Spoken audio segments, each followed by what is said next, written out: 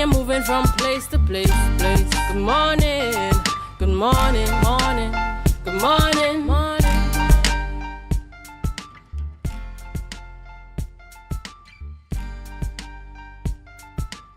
Good morning, viewers, and welcome to the Tobago Updates morning show, coming to you here live from the Port Mall in Scarborough, Tobago. As we continue to give God thanks for life, I am Julian Skeet. And I am Maria Richardson George, and this is the day that the Lord has made, and we will rejoice and be glad in it. Good morning to Tobago, good morning Trinidad, those of you viewing in the Caribbean, and those of you on the live. Good morning, Julian. Good morning. Good morning, good morning, good morning to you, Rian. How are you doing today? I'll tell you in a little bit when I put on my mic. I am not connected. It's one of those mornings. One of those mornings. All right. Good morning again. All right. Viewers, at this point, we head straight on over to news in 90 seconds. The news in 90 seconds is brought to you by Flow, working for you on Tobago's newest fiber network. Thank you, Julian and Ria. I am Biana Brebner, and here is your news in 90 seconds for Thursday, 6 July 2023, brought to you by Flow. Approximately $6.4 million owed to suppliers of the 2023 edition of the Tobago Jazz Experience. The music festival was held in April. CEO of the Tobago Festivals Commission, John Arnold, appeared before Parliament Joint Select Committee yesterday, where he was questioned about the outstanding arrears from hosting jazz. He explained that they are unable to pay the suppliers because they are still awaiting monetary release from the Division of Finance, Trade and Economy. Meanwhile, 2 mega farms mentioned in the budget presentation last Monday are expected to cost $51.8 million. It was revealed by the chairman of TATCO, Ricardo Alfred, who appeared before yesterday's Joint Select Committee of Parliament on the management of the agricultural sector by the THA. According to Alfred, the mega farm project would utilize registered Tobagonian farmers for labor. Meanwhile, it will be focused on poultry production as well as root crops. Alfred explained that the farm will be built out over the next couple of years to meet Tobago's poultry and root crop demand. And nationally, former Commissioner of Police and political leader of the National Transformation Alliance, Gary Griffith, delivered a pre-action protocol letter to Prime Minister Dr. Keith Rowley. Griffith accused Rowley of defamation from statements made on a political platform. Rowley alleged that Griffith accepts bribes to issue firearms while holding the position of top cop.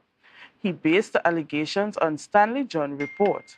Griffith vehemently denied the accusations and claimed there is no evidence to prove the acceptance of bribes.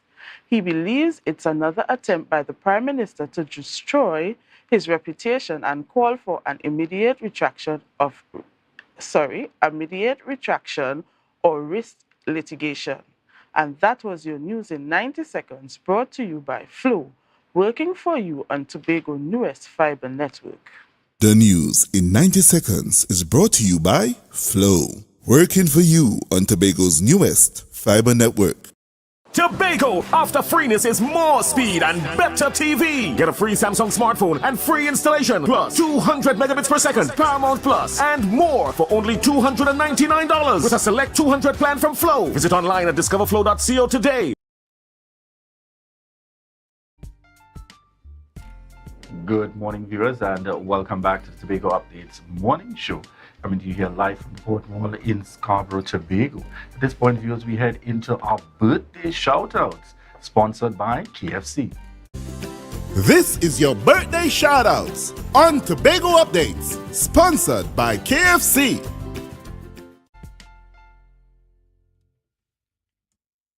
All right, and this morning, our birthday shoutout goes out to a belated birthday shout-out, going out to Assemblyman Ian Pollard, better known as Assemblyman Ian Whitey Pollard. And this photo is courtesy the Division of Settlement, Public Utilities and Rural Development social media page. We want to say happy birthday going out to you from the entire Tobago Updates family. Birthday shoutouts on Tobago Updates, sponsored by KFC. From the experts that created the Zinger sandwich comes the KFC Crispy Barbecue Zinger. The only one I see is you. Cheddar cheese, crispy onions, the most delicious Kentucky Fried Chicken, and barbecue sauce. Get ready for a whole new level of flavor. Yes, viewers, and welcome back indeed. Ria, who do we have on the rundown this morning? All right, so viewers, budget is still in the air, and to chat with us on the budget 2023-2024, the minority response, we will be chatting with Max James, former assemblyman of the Tobago House of Assembly. All right, and we continue this morning's conversation with Alan Stewart, the director of Tema, as we speak to the Tema incident updates and our hurricane preparedness. And Hayden Duke is going to wrap us up. He is the president of the Mongraves Harmony Hall Village Council. And it's all about Youth in Action Empowerment Week Cool Down. Now, Julian, I know that school is just winding down. It should be closing today. Yes, for most today into tomorrow in terms of the wrapping up of the school term. Right. And I really, viewers, I don't know if you got a chance to tune in earlier on in this week. The combined graduation ceremony of Roxborough Secondary, Goodwood Secondary, and Mason Hall Secondary. Indeed, exceptional. And I don't know if you got a chance to see the host. I want to see kudos and congratulations going out there. Folks, the hosting, the master of ceremonies was done, should I say, jointly by Rhea Richardson George and Oswald George. Yes, it's the husband and wife combination. Rhea, when I saw Oswald in action, I said we had to have him guest host here sometime, man. We'll see. We'll see. I'll leave that there. But just to correct you here, and this wasn't just, yes, it's combined, yes, but they went under the banner, the Eastern Professional Learning Community. Eastern Professional Learning Community. And we said to ourselves, this is an excellent name for a university in the East. I don't know about you, but I've been hearing some talks about it, but I'll leave that right there. I'm just saying here, under whichever administration, it's an excellent name for a university, community college, coming out from the East. But it was a beautiful initiative. I'm really sad that Speyside High School was not a part of this initiative. That would have just culminated everything.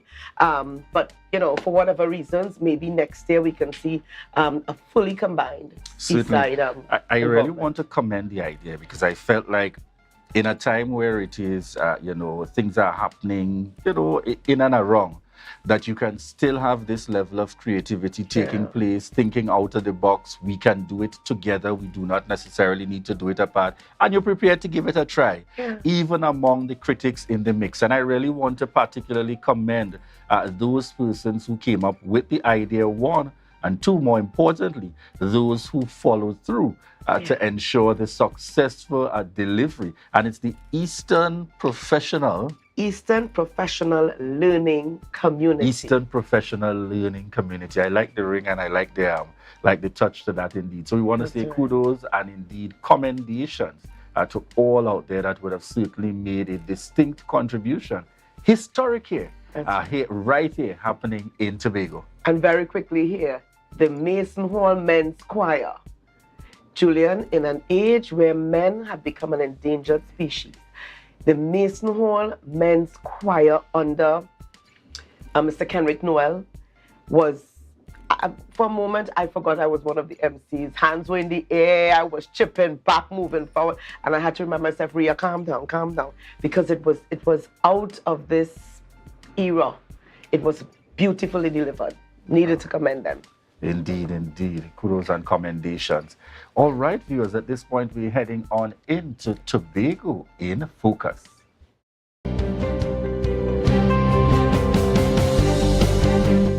Good health starts with good nutrition. The Division of Education, Research and Technology understands this, knowing that the future of Tobago lies with the nutrition of our children. The school nutrition policy is being developed for this purpose. We must understand that the child is a whole being. What the child consumes matters. We do have a lot of wastage with particular meals as well, so we want to bring everything in a streamlined and organized manner so that we are most cost effective in our school nutrition program. The policy, which is being examined and developed by a multi-departmental team from the division, as well as food and nutrition stakeholders, will seek to reduce waste, provide cost-effective measures, as well as establishing quality standards for meals and the stakeholders who create them. We're also going to be reviewing the cost, the pricing, criteria for children to access the meals, because that has sort of gotten out of control a little bit over the years, moved away from the original objectives, and also the criteria for selecting and for maintaining your services as a caterer, because you have to maintain a standard. The committee has been given a 4-month deadline for the full rollout of this policy. Technical advisor at the Division of Education, Research and Technology, Natasha Second, said work is well underway and encouraged principals, teachers and parents to participate in the process when the need arises. We want to have policies that are very clear, policies that are very pragmatic. They're not going to simply be academic documents that are stuck in a cupboard. We want persons who work throughout the system to be able to move towards an improvingly higher quality education product, because we can measure exactly where we're going. So we want it to be transparent, and we want to have high levels of accountability throughout our entire system.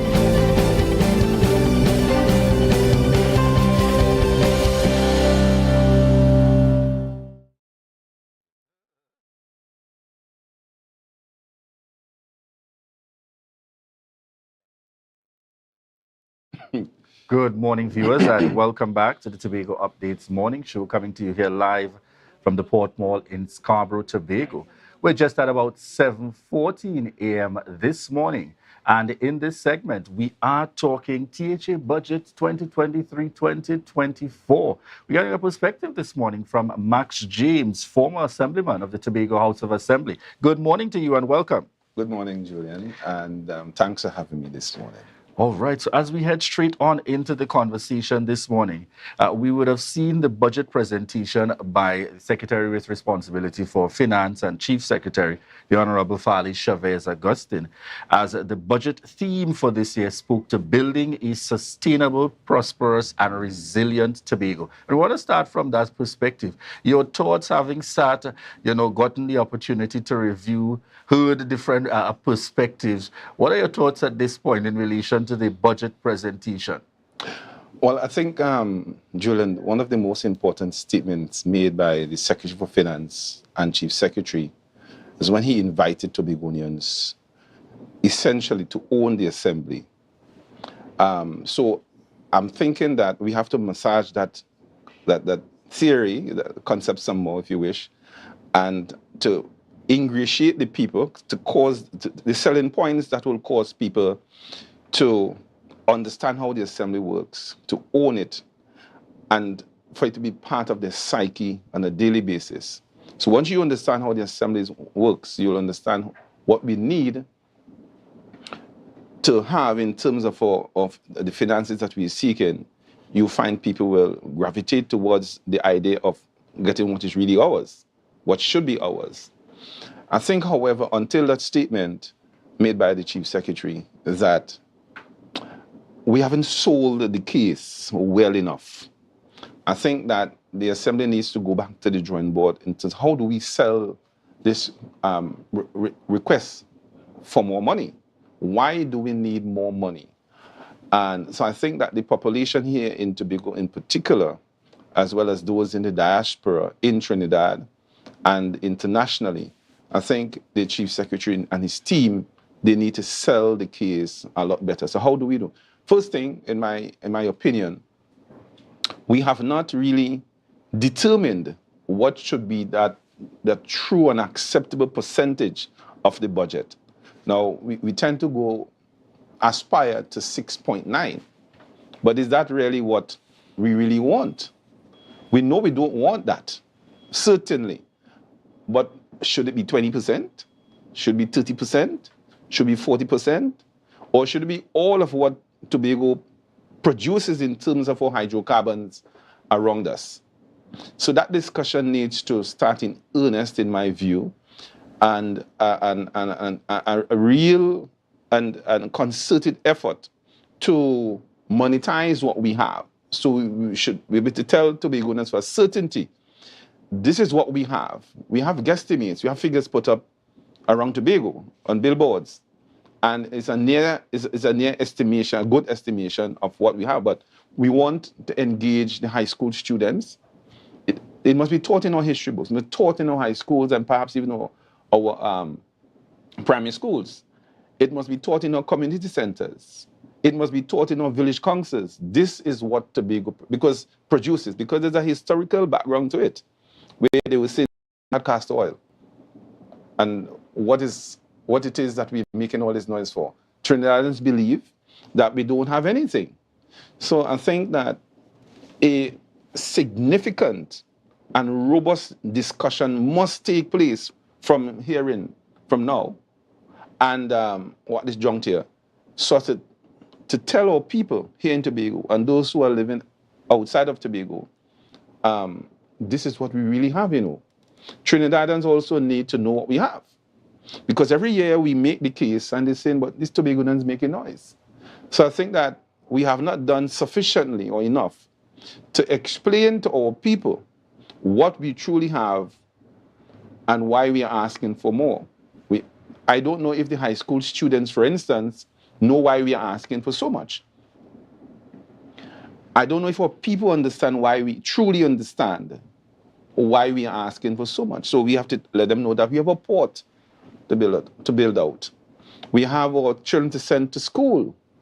We have bridges and roads to build. We have an economy to build.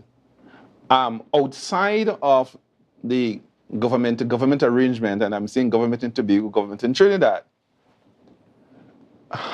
do we really have an understanding of how this thing should really work? So I think that a serious discussion has to take place at all those levels. Our people must know what must be built out in Tobago.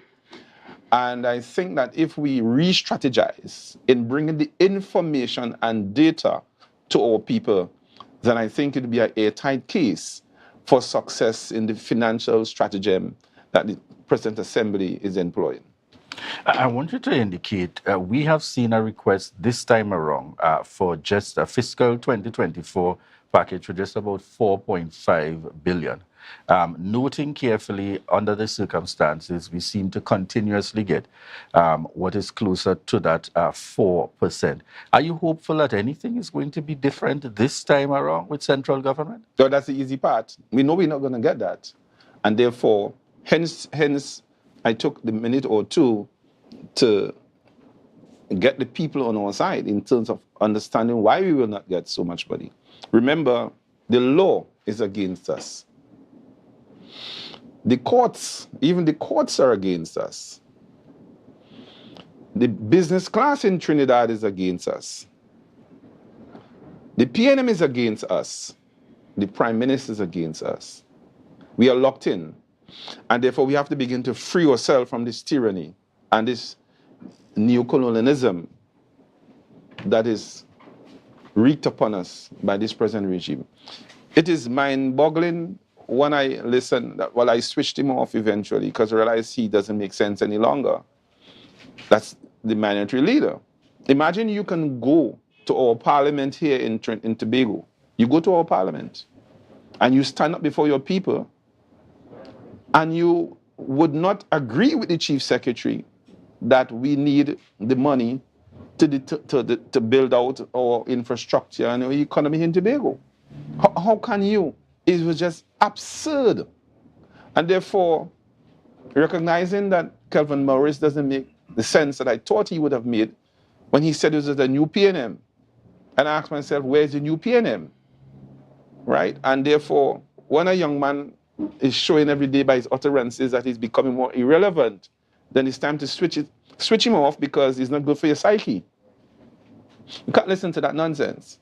So I would have expected if the PNM really wanted to improve their fortunes, the representative of Tobago West and East will go to the Prime Minister, get some balls, so to speak, go to the Prime Minister and say, listen, Prime Minister, this is my country.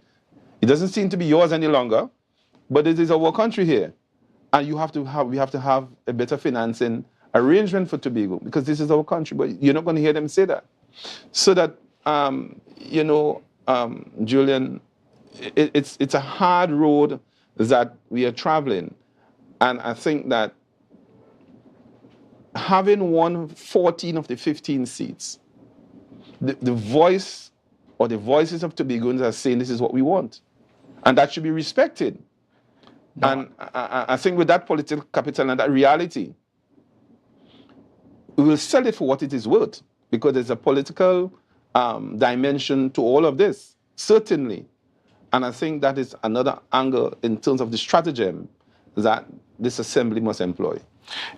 You know, I want to look at what is the broader picture. I know you mentioned the current administration at the national level, but as far as the facts have shown us, it apparently doesn't depend on who sits in the parliament, because even in the situation where there would have been then the People's Administration, still you saw a scenario of notwithstanding... You mean the People's Partnership? People's Partnership, yes. Sorry. Then you still saw a situation where there was no reaching even to the upper limits of 6.9. So is it really a matter of who is sitting there, or is this just the general perspective when it comes to the parliament at the national level that Tobago perhaps does not need more than the minimum that the law requires?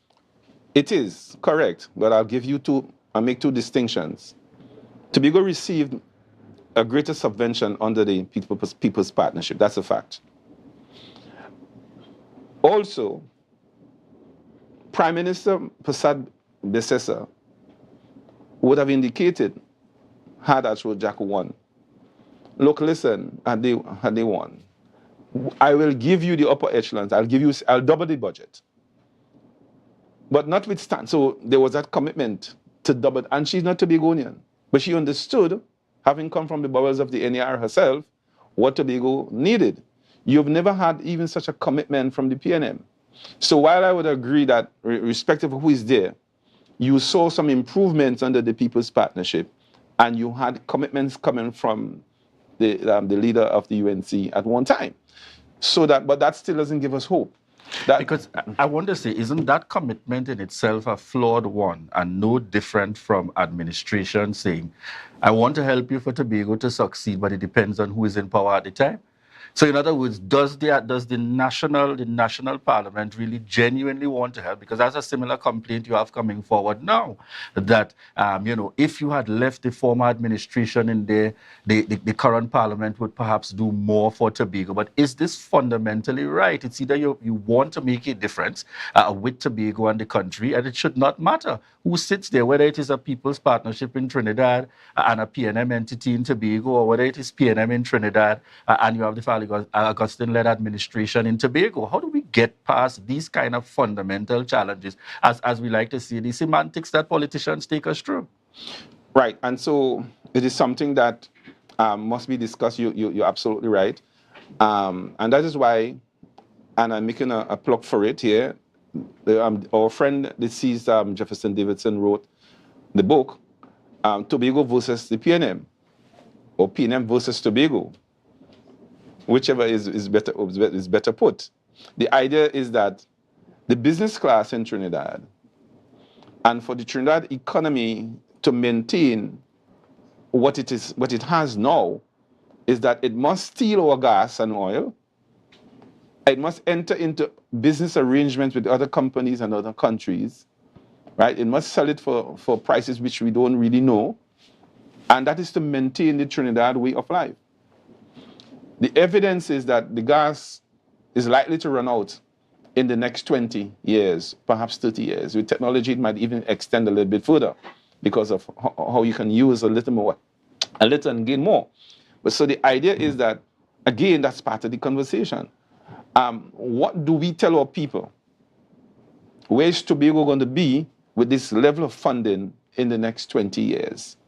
Do we succeed? Certainly, in my view, If you are not going to give us the laws necessary for us to deal with our economy here, if the judges and the courts continually to block us and agree with the EMA and all these state institutions in terms of the wickedness that is done foisted upon Tobago, when the business class want to maintain their business culture and their tremendous profits, while we do have the kinds of institutions for us to get our scholarships and our infrastructure developed and so forth, what do?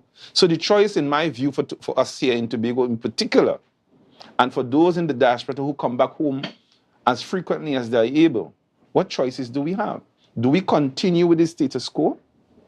Will we really get the legislation that will enable us and enable the courts to rule in our direction? So we at perhaps it is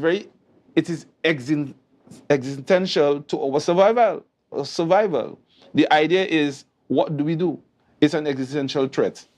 The budgeting mechanism is an existential threat to Tobago. And if your lives and your livelihood and your future generations are threatened, what do? Do we stay in this arrangement? That's a relevant question. Should we stay? When we have sufficient gas and oil reserves in our waters that can enable us. So those are things that we need to consider. The parliament has not worked for us. The financing mechanism has not worked for us. Nothing has worked for us. The law has not worked for us. The courts have not worked for us. The judicial system has not worked for us. And I want to ask you and other Tobagonians of right thinking, even the PNM supporters who are out there, do you really agree to 4% of what the nation earns? Nothing is in our favor. So I think critical decisions have to be made going forward. We have to answer those very difficult questions, whether it is useful to stay in this political arrangement with Trinidad or we leave. Because I don't see in the foreseeable future that is going to change, and change in a way that makes us comfortable. The returns from Trinidad are not comfortable. I know a former chief secretary would say for every budget, well, I'm not uncomfortable with it. And then he will say, that's over London. Then he'll say, I'm comfortable. But you haven't seen anything happen. What you've seen over the last 15 years or so in particular is certain families in the business class in Tobago getting all of the wealth. And the small business people are not getting anything. It's not filtering down to the man in Roxborough, Charville, and Belgarden, and Canaan, but a few contractors. And then you have somebody in high office saying, pay this. 1/3 of your budget now must go towards paying particular contractors. So you give us money in a budget, we plan, and then you say, you see this $700 million that is owed, find a way to pay it off. And then you see, I'm going to send you $100 million to pay a particular contractor. So what do we do in Tobago? So even the regular man in the street, they say, we're getting fight down. So one of the things I want to get your perspective on very quickly, beyond the conversation of hoping that at the national level that there is more, what kind of real efforts do you see as necessary on the part of Tobago in terms of advancing the drive and the focus on our growth and development as an island? Let us begin by reading the book Tobago versus PNM versus Tobago. Let us have real conversations as to our worth in the secondary schools. Let us have real conversations on the ground in our community centers as to what we have out there and what is being done.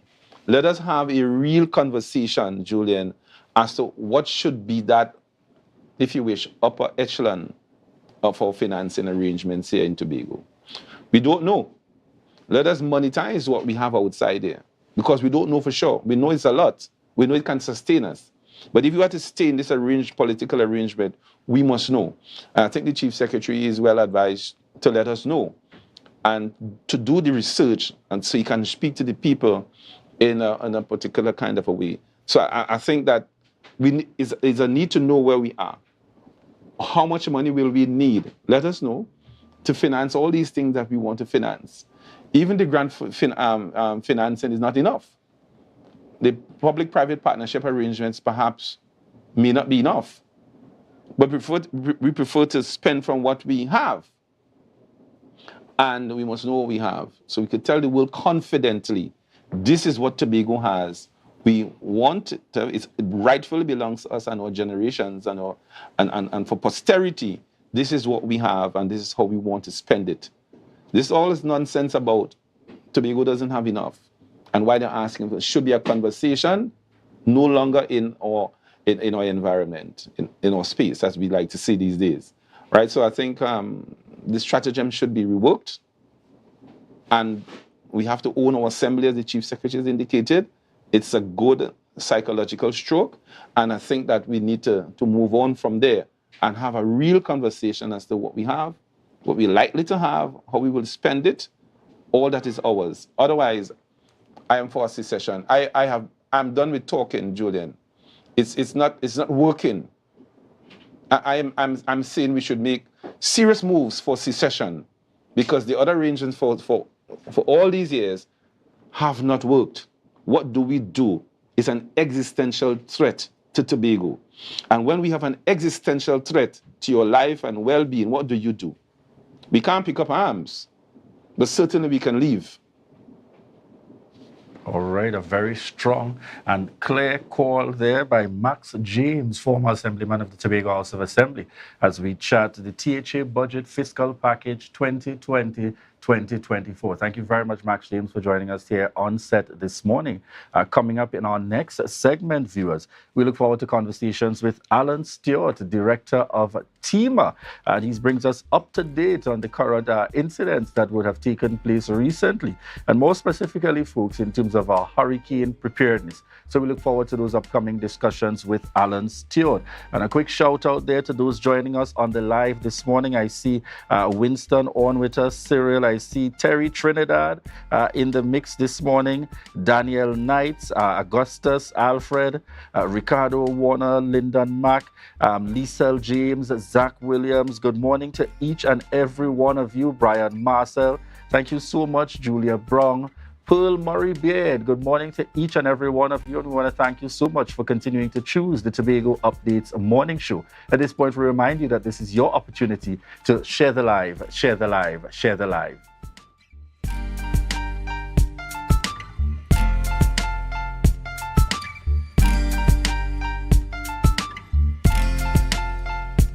Are you flood ready? Review and update insurance coverage. Install floodgates and barriers. Create a family flood plan. An initiative to help people prevent, prepare, recover. TATIL, where people are people.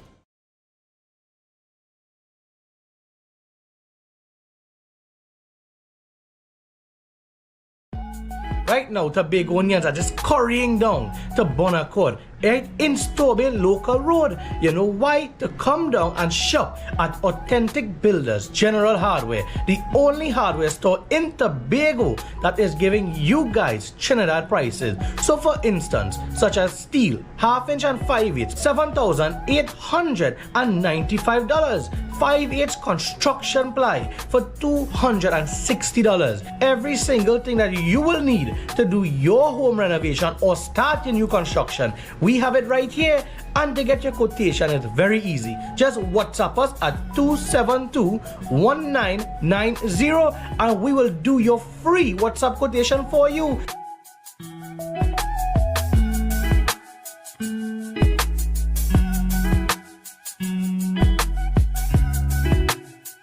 Jimmy's Holiday Resorts has 1, 2, and 3 bedroom, fully self-contained apartments located at the heart of Crown Point. Minutes walk to the popular beaches, restaurants, bars, and the airport. Enjoy our amazing amenities such as fully equipped apartments, complete with Wi-Fi, AC, TV, and a pool, and a mini-mart on the compound. Call 639-8292 or 8929. Jimmy's Holiday Resorts is your family's home away from home.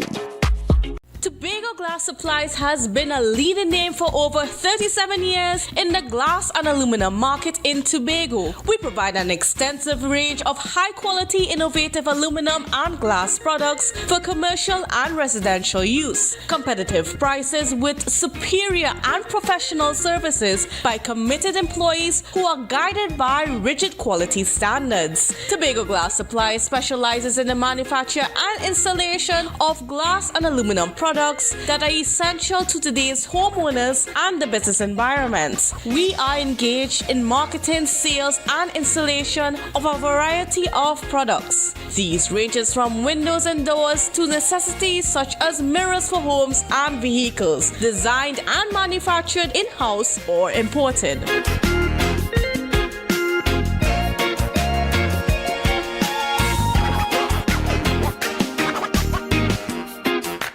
Tobago, after freeness is more speed and better TV. Get a free Samsung smartphone and free installation, plus 200 megabits per second, Paramount Plus, and more for only $299 with a select 200 plan from Flow. Visit online at discoverflow.co today.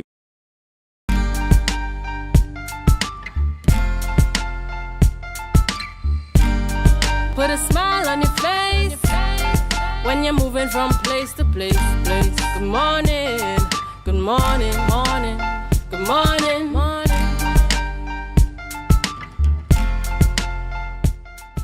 Viewers, welcome back this morning to the Tobago Updates Morning Show. This morning we are chatting with Mr. Alan Stewart, the director for Tema.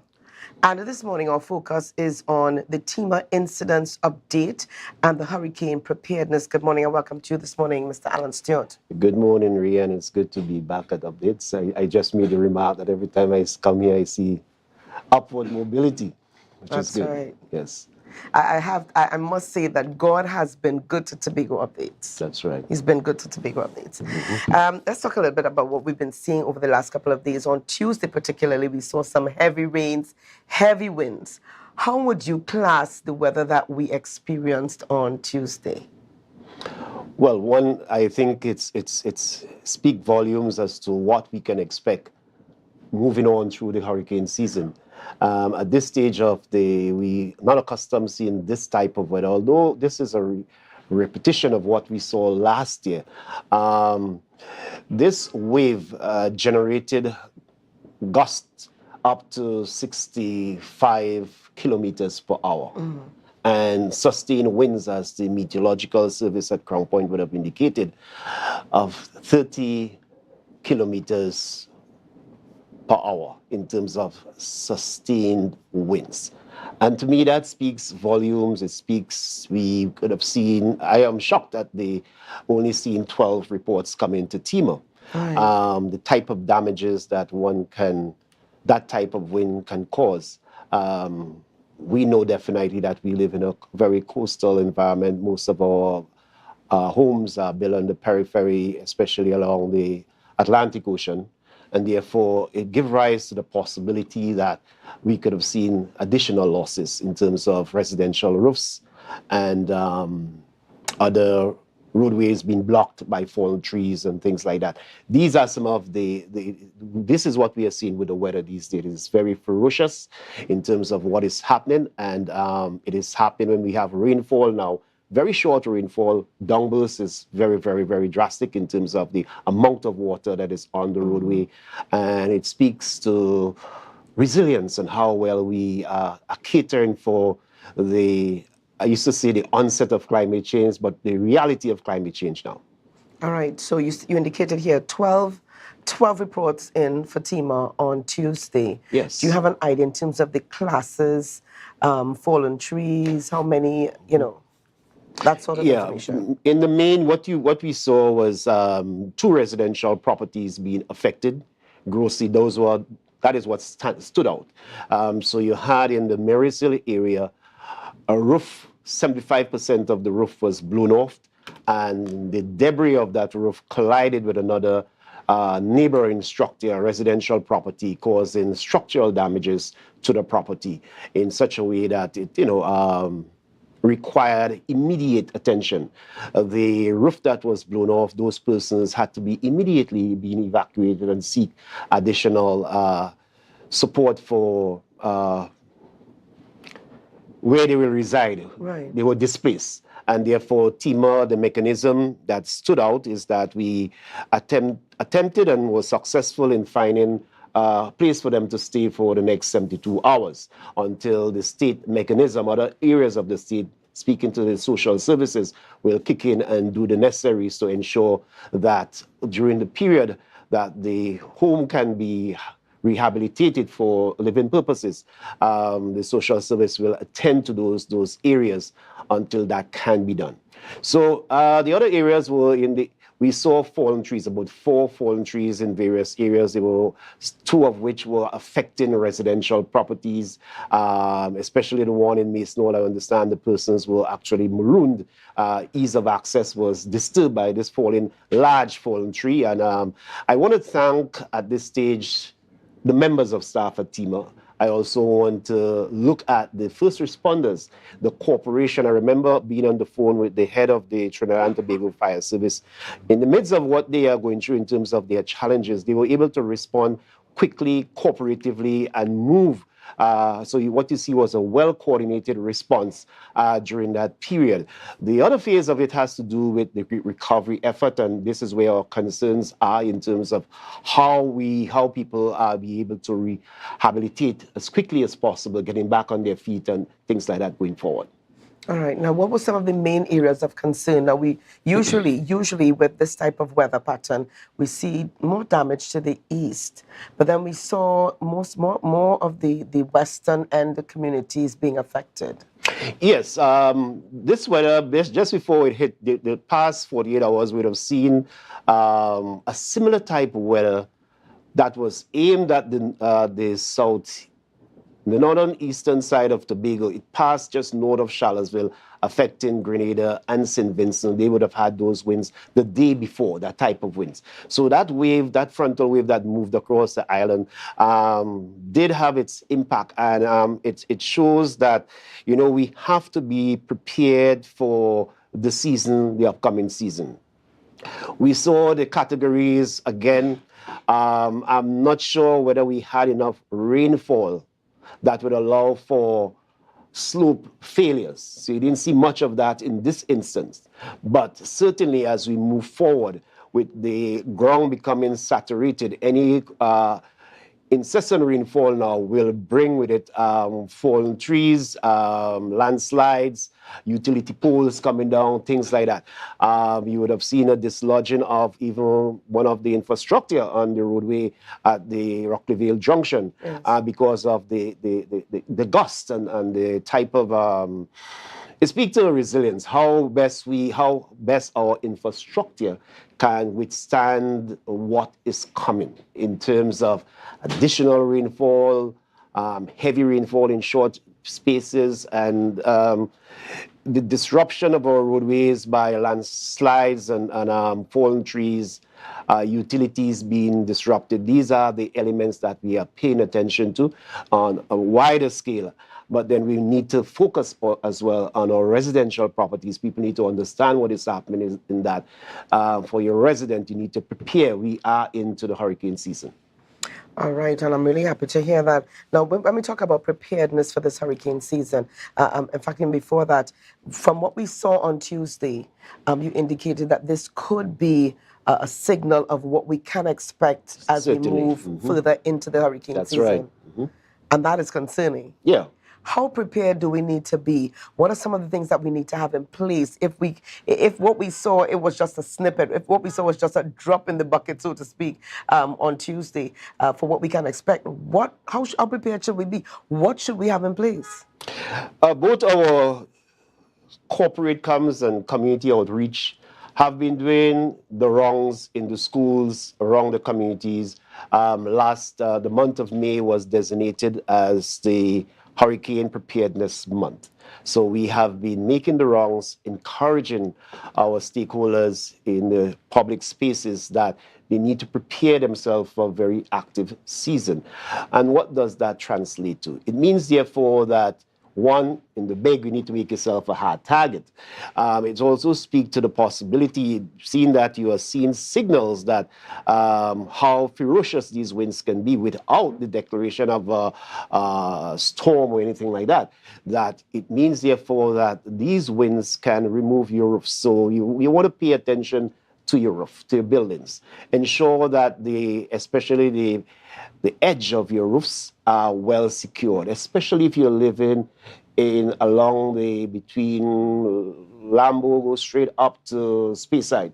You have to ensure that you are exposed to the Atlantic winds, and therefore the sea blast would have taken its toll on those galvanized, and therefore they need to be attended to.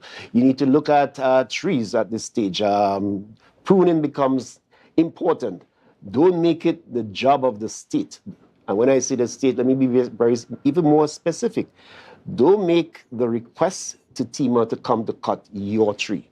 It's not going to happen. You have to be physically challenged for it to even be given consideration. It's important that based on the structure of, we live in an environment in the Caribbean where properties belongs to us, and we have the right to property. So people have to treat their property as theirs. And therefore, with that being said, we expect persons to do the necessaries to their trees. Do the necessaries to the tree that is threatening your neighbor. If it falls on the neighbor's property, then you are responsible. Don't allow the court to have to tell you that. It is clear. And therefore, sometimes we try to transfer these responsibilities to the state. Yes. Especially in this period, it's very difficult to happen because of what is happening in the economy and a whole lot of different things that contributes to the difficulty of that, in the sense that funding and the availability of relief items are not as they used to be anymore because of the responsibility to ensure that our environment is kept safe. All right, Tema has their role, but we also have a responsibility. Let's take it up. Yes, resiliency is the name of the game now. Thank you so much. There was lots more coming up this morning on the Tobago Updates morning show. So share the live, share the live, share the live.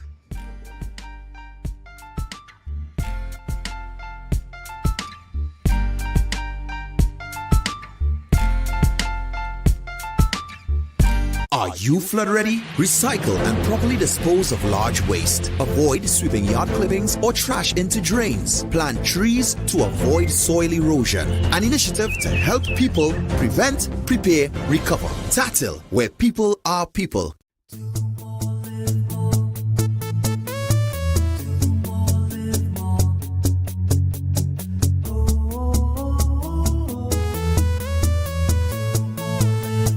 This is how it's gonna go. They better look up below, 'cause this is your show, and everybody's gonna know. Say it to them once again. They better look up below. This is your show, and everybody's gonna know. That's how it's gonna go. They better look up below, 'cause this is your show. Dance Ensemble Tobago presents the return July 8th, 2023 from 5 p.m. Dance Sport Championship and Dancing with Caribbean Stars 10th edition at the Shore Park Complex, representing for 2023 THA Assemblyman Natisha Charles Pantin. Rise and Shine morning show host Brother B, former host of Let's Talk Tobago Avian Parks, Lady Morge of Pulse 89.5 FM, Cara Vaughan of Freedom 106.5 FM, Michelle Borrell of 107.7 FM. For more information, contact tobagodanceport@gmail.com or Miss N. White 772-9049 or Miss N. Dick 340-5758. Admission only $150. Children only $75 at the door. Tickets available at D&D Jeweler, Tobago United Corporate, Milford 24 Gas Station, Crown Point, Tobago, and Dance Ensemble class members after party from 10 p.m. till midnight. Don't you miss this one.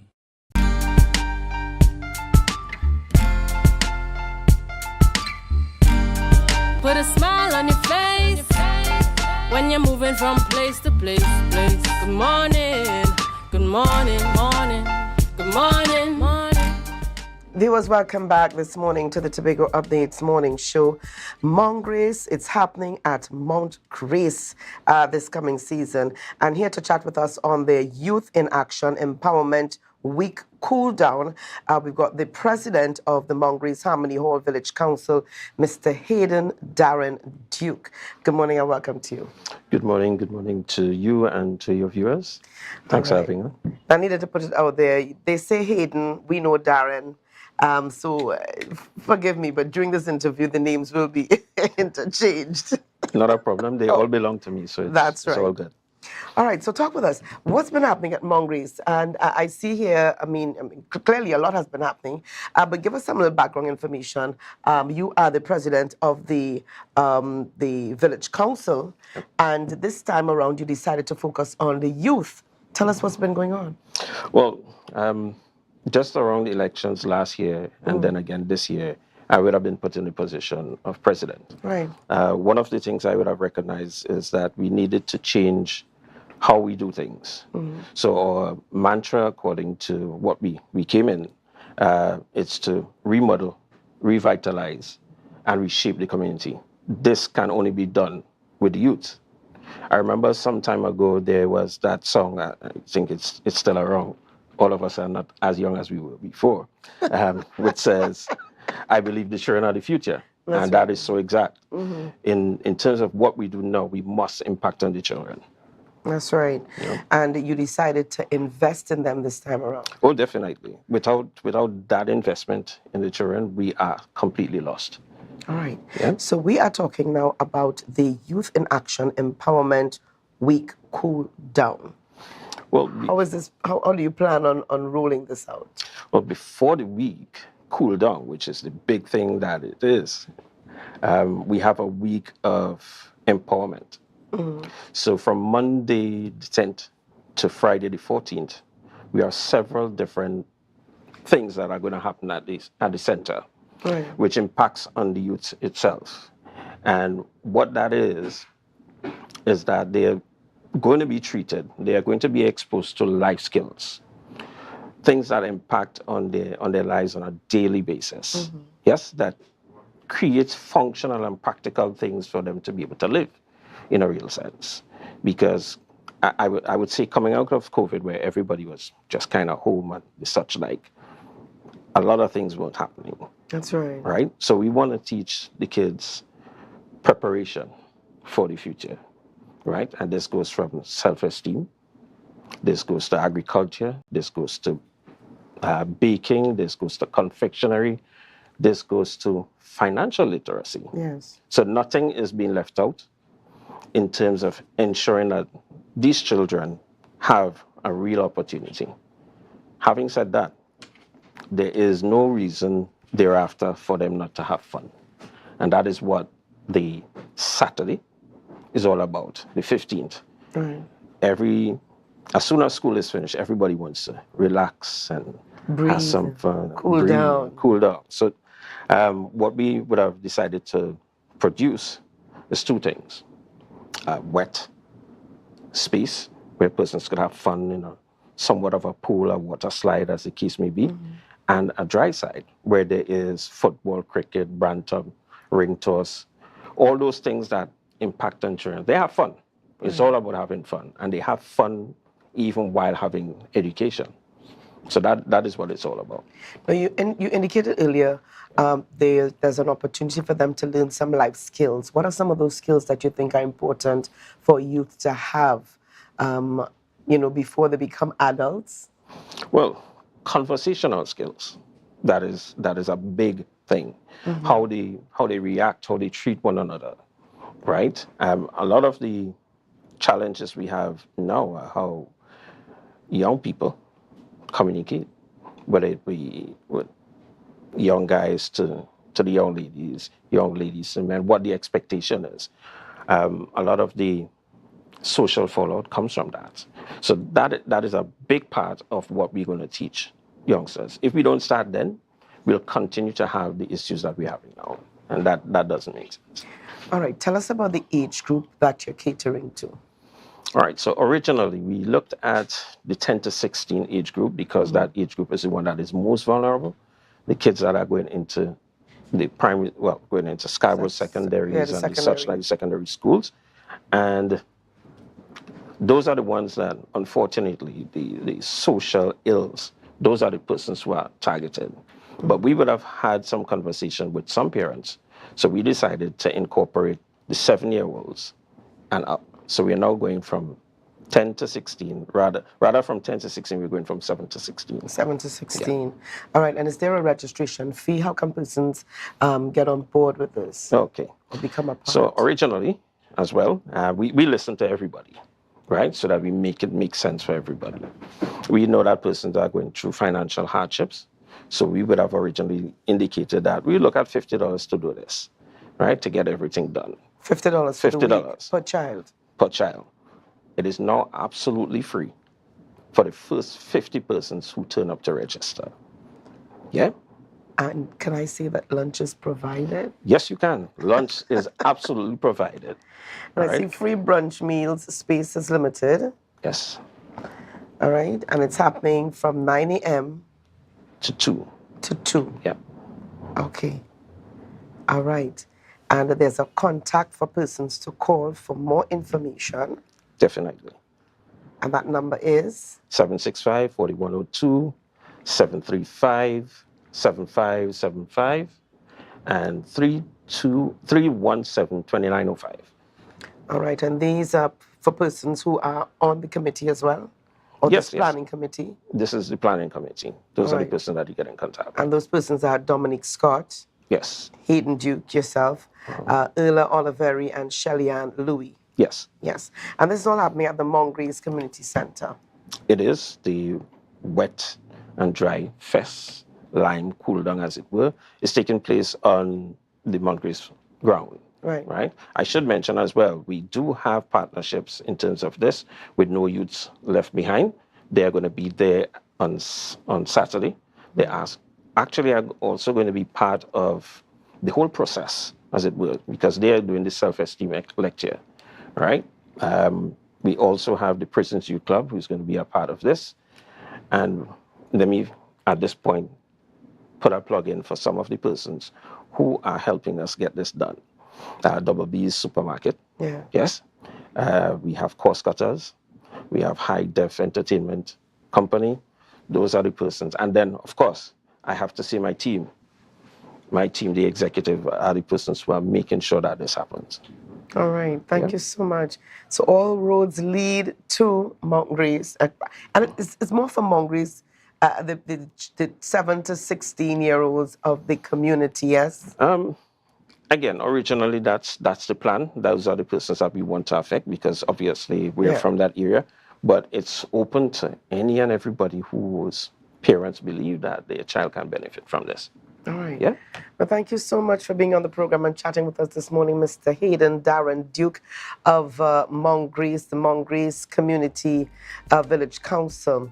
Viewers, we're going to leave it there for today, and we want to thank all of you for joining us on the live, whether you were on Amplia this morning or you joined us on social media, Facebook and YouTube.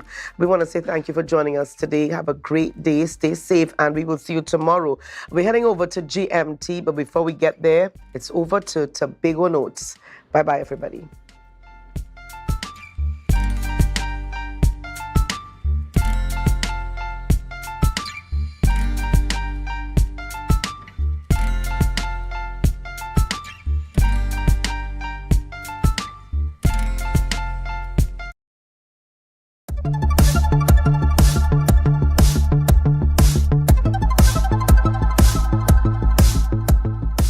TTAL representatives recently participated in the Caribbean Travel Marketplace in Barbados, as well as Caribbean Week in New York.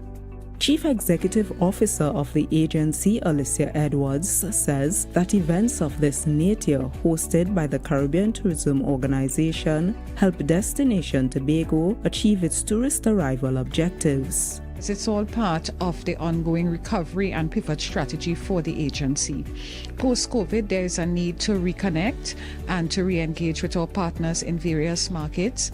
And because the agency has decided that the USA is going to be a new and emerging market for us, it's an important part of the actions that we have to take in terms of building out the potential of that market.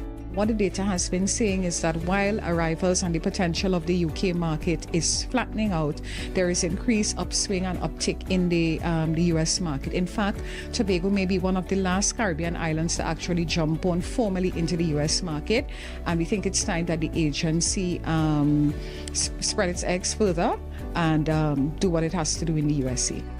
What are the other techniques, strategies that you all are going to be using to attract more US tourists to the island? Besides us going out, we actually bring persons to the island. So we recently had a media press trip. We had persons from the US and Canada visited Tobago. We took them to some of our iconic spots. Some of the activities they were involved in include water sports. They also visited 3 different types of accommodation that they were really excited about. And of course, we gave them that Tobago feeling in terms of you come like a visitor but you leave like a local. So they're really excited about those experiences, so to be able to go back and write about the destination for the North American markets. The Tobago Tourism Agency also plans to attract regional tourists. Already on TTL's agenda is a road show set to take place in Barbados, as well as a press trip for Barbadian journalists. That was a production of the Department of Information, Office of the Chief Secretary, Tobago House of Assembly.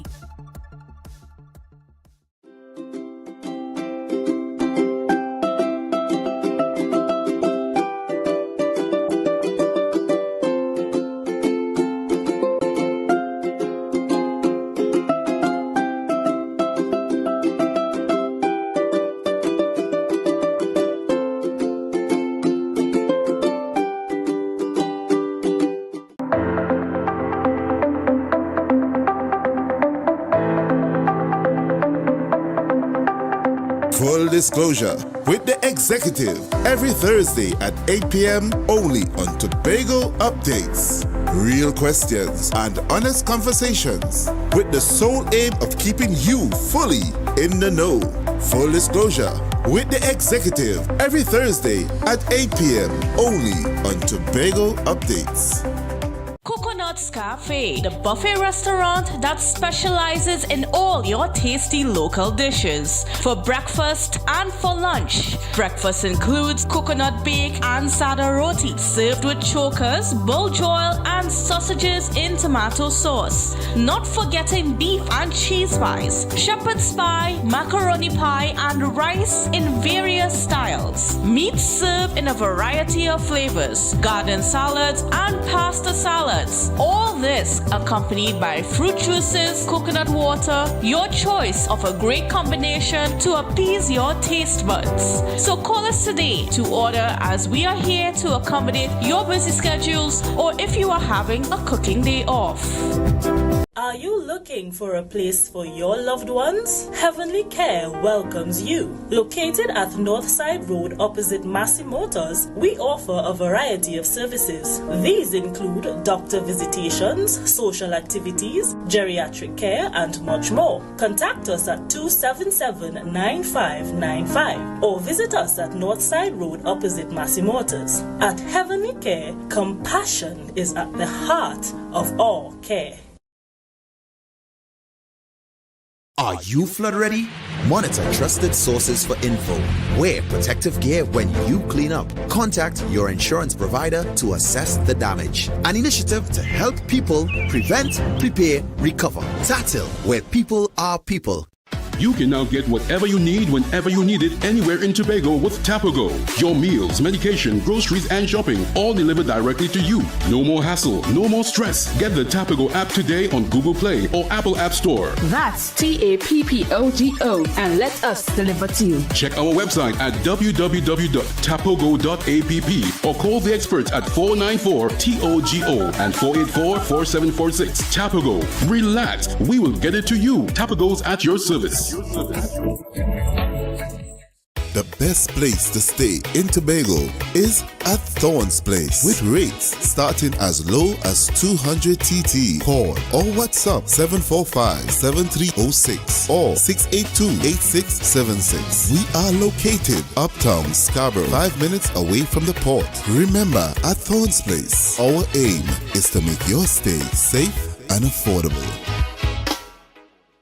It's a different type of thing down there. And we party till we drop down there. With a lot of pretty girls down there. Down in Tobago. MI4 Security Services Company is the most advanced security service in Tobago. Ask about our cash and transit service. It's safe, risk-free, reliable, and timely.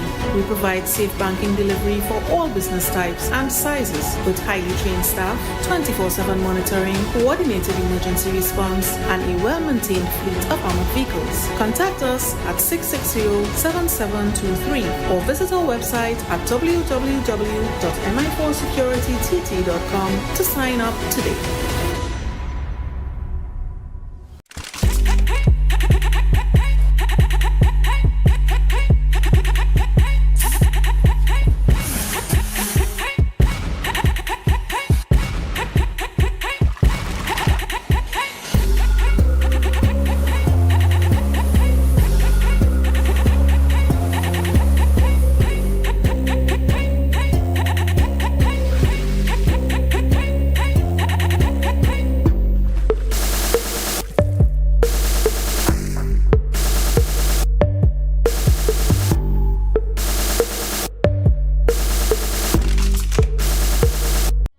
Tapicom.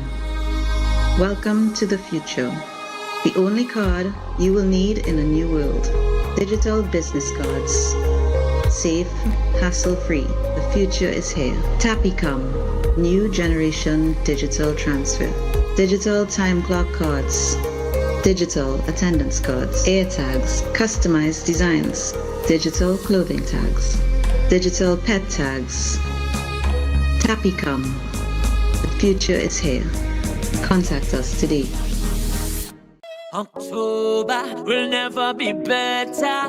With Tobago, carnival fever. Book your passage and come on over. Yeah. Hey. Tobago updates. Good morning, Tobago.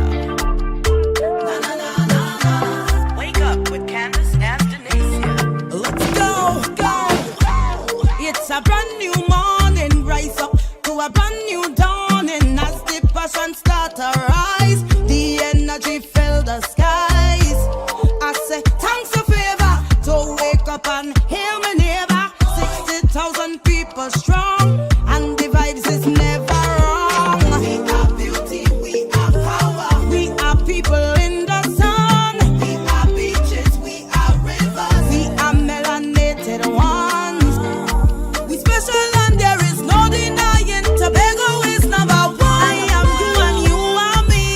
Together we stronger.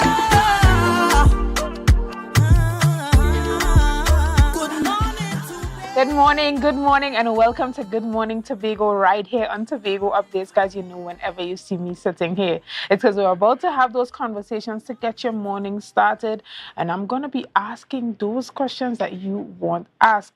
Now, this morning, before we get into this morning's conversations, we're going to quickly get into our news in 90 seconds. Firstly, approximately $6.4 million are owed to suppliers of the 2023 edition of the Tobago Jazz Experience. The music festival was held in April. CEO of the Tobago Festivals Commission, John Arnold, appeared before the Parliament's Joint Select Committee into the THA yesterday, where he was questioned about the outstanding arrears for hosting jazz. He explained that they are unable to pay the suppliers because they are still awaiting monetary releases from the Division of Finance, Trade and the Economy. Meanwhile, the two mega farms mentioned in the budget presentation last Monday are expected to cost THA $51.8 million. It was revealed by the chairman of TATCO, Ricardo Alfred, who appeared before yesterday's Joint Select Committee of Parliament on the management of the agricultural sector by the THA. According to Alfred, the mega farm project would utilize registered Tobagonian farmers for labor. Meanwhile, it would be focused on poultry production as well as root crops. Alfred explained that the farms would be built out over the next couple of years to meet Tobago's poultry and root crop demands. And finally, former Commissioner of Police and political leader of the National Transformation Alliance, Gary Griffith, delivered a pre-action protocol letter to Prime Minister Dr. Keith Rowley. Griffith accused Rowley of defamation from statements made on a political platform. Rowley alleged that Griffith accepted bribes to issue firearms while holding the position of top cop. He based the allegations on a Stanley John report. Griffith vehemently denied the accusations and claimed there is no evidence to prove the acceptance of any bribes. He delivered it in person and attempted by the Prime Minister. He believed it is another attempt by the Prime Minister to destroy his reputation and call for an immediate retraction or risk of litigation. And that was your news in 90 seconds, brought to you by Flow, working for Tobago, the newest fiber network. The news in 90 seconds is brought to you by Flow, working for you on Tobago's newest fiber network. Tobago, after freeness is more speed and better TV. Get a free Samsung smartphone and free installation, plus 200 megabits per second, Paramount Plus, and more for only $299 with a select 200 plan from Flow. Visit online at discoverflow.co today.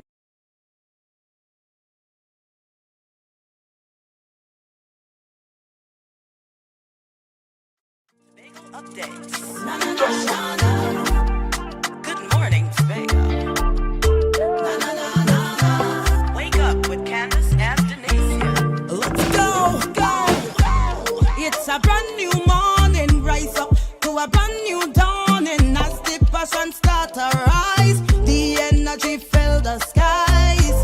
I say thanks a favor to wake up and hail my neighbor. 60,000 people strong, and the vibes is never wrong. We are beauty, we are power, we are people in the sun. We are beaches, we are rivers. Good morning again, and welcome back to Good Morning Tobago. Guys, this morning we're talking about how agriculture is being advanced on the island of Tobago here. And we're talking about that $51.8 million mega farm project, along with a number of other initiatives that are taking place under the Division of Food Security, Natural Resources, and the Environment and Sustainable Development. This morning, to have that conversation with me, I have in studio Mrs. Tamika Seals Manzano, as well as Miss Karen Shaw, and they're both as well. We have Miss Manzano, who is the crop production manager at the Department of Agriculture, and Ms. Shaw is the agro investment specialist for the Department of Agriculture as well. Good morning, ladies, and welcome to the set here on Tobago Updates. Good morning, and thank you for having us. No problem. And so a lot is happening on the agricultural front on the island, and we heard so much about it last Monday when the Chief Secretary made his budget presentation. And so there are a number of areas that you guys are focusing on in advancing food security here in Tobago. And you are working closely with TADCO to make that dream a reality. One of the things that was mentioned that stood out to a lot of persons was that mega farm project, and that is costing us $51.8 million. That's the investment that we are making in that particular project. But I want you, Mrs. Manzano, to tell us a bit on a broader scale, what are some of the overarching projects that you guys are looking into for the next year? And what are some of the things that we can expect? Okay, thank you, Ms. Felix. Of course, it is a privilege to share information with the public, and especially in Tobago, concerning the activities of the Division of Food Security for the upcoming period. We have a number of projects that we would have embarked upon. I think the most current would be climate resilience, based on climate resilience.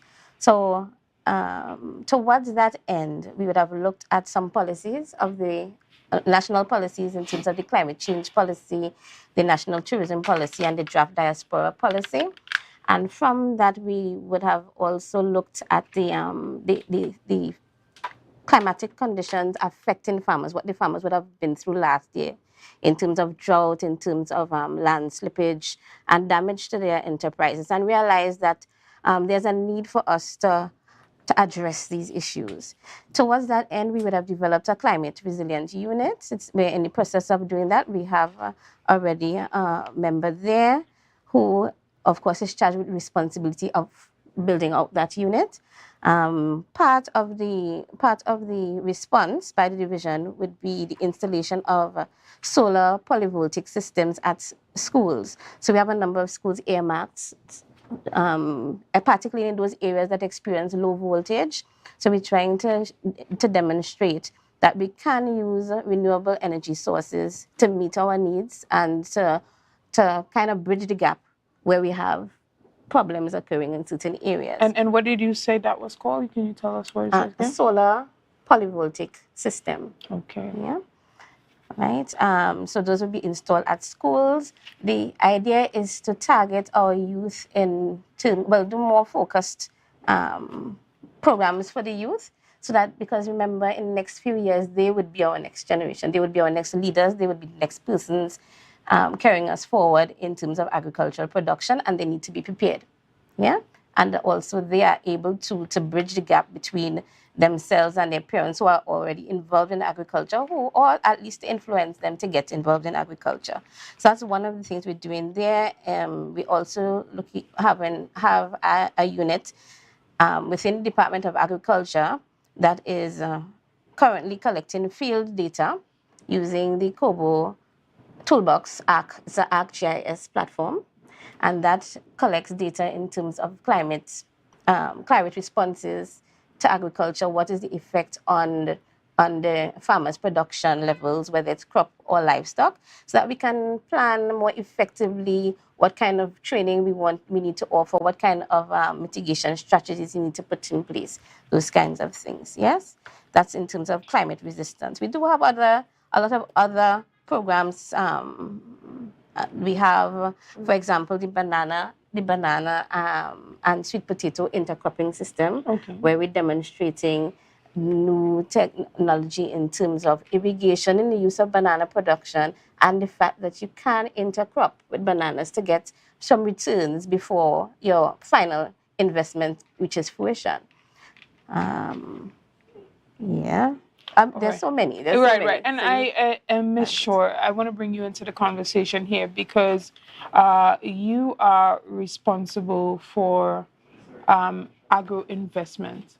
And what I want to ask you is, if we don't get the allocation that we're looking for in the upcoming budget, how do we reprioritize to ensure that many of the main focuses as presented by your colleague here are still done? Again, good morning to Tobago, and thank you, Chanel, for having me on the show this morning. As it is now, yes, we are dependent on funding for most of our projects, but there are still a lot of things that we could do internally in the division to help to build and develop the sector in Tobago. We have a number of internal activities taking place. For instance, we would have, a couple of years ago, set up the market research, the research and information unit in the division, which is housed, which has been repurposed and is now outside collecting data on the sector. One of the things that we find happening in the agricultural sector, that we have a lack of information, and therefore we need to develop our ability and capacity to capture information on the data on what happens in the sector and allow the policymakers to make more informed decisions.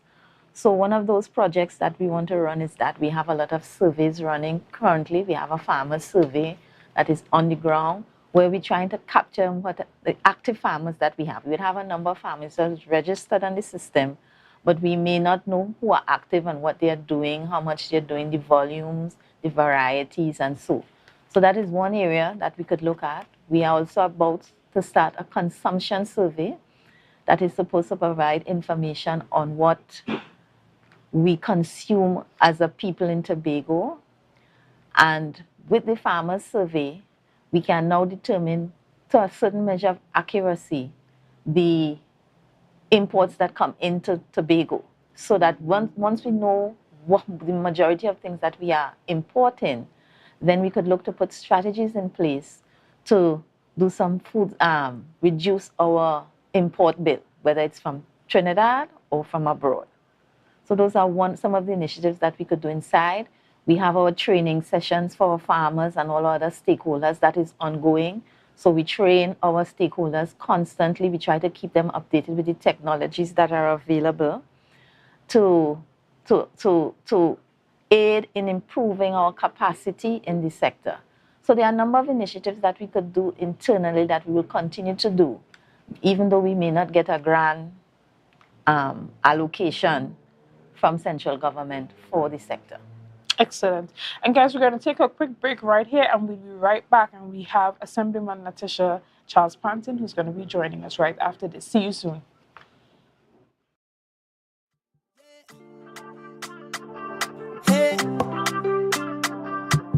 Tobago updates. Good morning, Tobago. Wake up with Candace and Denasia. Let's go! Right now, Tobagonians are just scurrying down to Bonaccord, right in Stobie Local Road. You know why? To come down and shop at Authentic Builders General Hardware, the only hardware store in Tobago that is giving you guys Trinidad prices. So for instance, such as steel, 1/2 inch and 5/8, $7,895. 5/8 construction ply for $260. Every single thing that you will need to do your home renovation or start your new construction, we have it right here. And to get your quotation, it's very easy. Just WhatsApp us at 272-1990 and we will do your free WhatsApp quotation for you.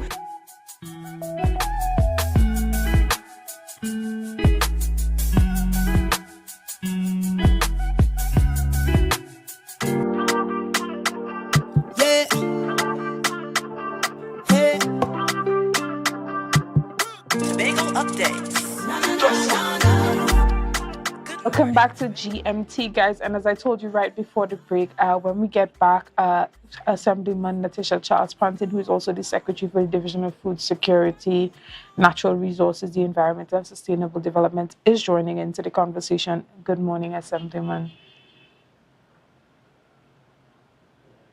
Oh, I'm unable to hear you. Okay, and we have also joining us Good morning, Mr. Ms. Felix. Ricardo Good morning Alfred. to the panel. You're hearing me now? Yes, I can hear you. So we also have the chairman for TADCO, Mr. Ricardo Alfred, who you can also see on screen there joining us. However, there are a number of activities that you guys are planning, Assemblyman Natasha Charles Panton, and I saw that you guys are doing this mega farm project, which is costing us $51.8 million, and we are hoping to get that allocation. But as I said before, and I would have asked Ms. Shaw, granted that we do not get what we have requested, we have to find a way to move forward and still get these projects done, because Tobago people don't want to hear promises or lofty ideas, but want to see things actually materialize into reality. And so we would have briefly discussed some of those other funding initiatives. How are you distributing these projects within the different departments? Because see, we're doing this mega farm project, as well as the poultry contract initiative, pests and diseases, youth and agriculture funding for private farmers and home gardening. Are these things being done under TADCO, or how are they being distributed among the different departments? Well, first, let me congratulate your guests for the good job that they did at the GSC yesterday, and also the milestones that they have achieved with the poultry contract farm initiative. The initiative began under the division's company, the Tobago Agribusiness Development Company. And it was created because of the effort to reduce imports of certain goods into Tobago. And I'll get to answering your question, but I just want to give you some background as to what has happened already and why we took on the initiative. Now, traditionally, in recent past, we have been importing Tyson chicken and those are foreign chicken, and we all know that they have a very high chemical content, right? We have a lot of cancer. People are dying from cancers, and we have a lot of diabetes that is prevalent on the island. And as the Secretary of Agriculture, my first responsibility would be to the farmers and all the other stakeholders, the agro-processors, the fisher folk, right? So we have to embark on reducing imports into Tobago, right, and losing forex. And TADCO came up with this initiative because of the market research that they would have done, and they would have identified the demand of 250,000 chickens per month on the island, right? And the spin-off from this, the farmers will create employment for young farmers getting into the industry, farmers that are already in the industry, and of course, we cannot be supporting farmers all these years, giving them land, giving them incentives, and buy foreign chicken, to bring into Tobago. So it's an excellent initiative, and of course it will be rolled out in phases as TADCO jointly with the division they have been doing. So if you looked at the budget, you would see the milestones that TADCO and the division they have achieved in producing or supporting poultry farmers. I believe it's about 60 thereabout, and the number of chickens that have been brought in for rearing, and of course TADCO purchase the chicken live weight, package it and sell it. So they have been doing it in phases, training them, giving them small amounts of chicken, giving them the technical assistance, providing the support up front, the chicken, the feed, veterinary assistance, right? They've been getting all these up front so that it reduces the burden on the farmer. And everything will be done in phases. Agriculture is one of the divisions that we hardly receive funding because of the allocation is very small. And we have been creative enough to tap into funds externally from international agencies. We've been liaising with other divisions. We've been liaising with Trinidad, to get the support that we need. And we'll roll it out in phases. We have been working with farmers where they are. We have been working with those persons, the technical people. We have identified lands, and we will roll it out in phases if we don't get the $50+ million to do that. So we're not going to sit down as usual. We're going to work tirelessly to ensure that we increase food on the island. Excellent. And one of the questions that I would have asked is, how are you distributing many of these projects throughout the division and TADCO, or are most of these projects going to be done under TADCO? Well, it depends. Now, the TADCO has no vets, for example, and the veterinary services, they have been, the farmers would have been receiving veterinary services from the division, right? So it depends on where we have the resources, right? But again, as I said, we'll roll it out in phases. We have started, visiting the different sites.